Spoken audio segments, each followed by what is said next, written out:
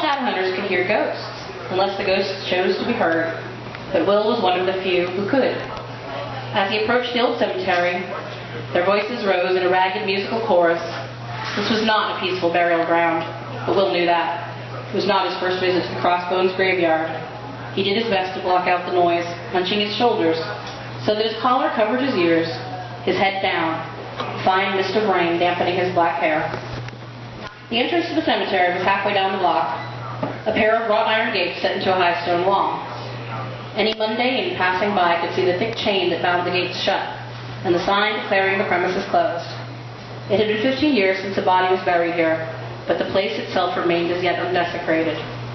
As Will neared the gates, something no mundane would have seen materialized out of the fog. A knocker in the shape of a hand, the figure skeletal. Will reached out with his own gloved hands and lifted the knocker, letting it fall once, twice, 3 times. For several long moments, nothing happened. Beyond the gates, Will saw mist, rising like steam from the ground, obscuring the grave markers and the long, uneven plots of earth between them. Slowly the mist began to rise and coalesce, taking on an eerie blue glow. Will put his hands to the bars of the gate. The cold of the metal seeped through his gloves into his bones. It was more than an ordinary cold. When ghosts rose, they drew energy from their surroundings, depriving the air and the space around them of heat. The hair on the back of Will's neck prickled and stood up, as the blue mist formed into the shape of an old woman in a ragged dress. "Hello, Molly," said Will. "You're looking fine this evening, if I do say so." The ghost raised her head. Old Molly was a strong spirit, one of the stronger Will had encountered. Even as moonlight speared through the clouds, she hardly looked transparent. "William Herondale," she said. "Back again so soon?" Will leaned against the gate.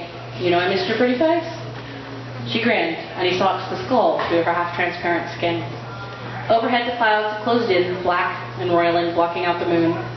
Idly, Will wondered what Molly had done to get herself buried here, far from consecrated ground. She chortled. "What do you want, young shadow hunter? Malthus venom? Talons of a Morax demon?" "No," Will said. "That's not what I need. I need 4 demon powders, ground up fine." Molly paled, if a ghost could have paled, as Will spoke. Will exhaled, his breath turning to mist on the cold air. "Surely," he said, "that's hardly the worst thing anyone's ever paid you for." It was always like this. She pretended to argue, but she gave in eventually. Magnus had already sent Will to Molly several times, once for black stinking candles that stuck to his skin like tar, once for the bones of an unborn child, and once for a bag of fairy eyes that dripped blood on his shirt. She slid her hands into the pouch at the front of her apron.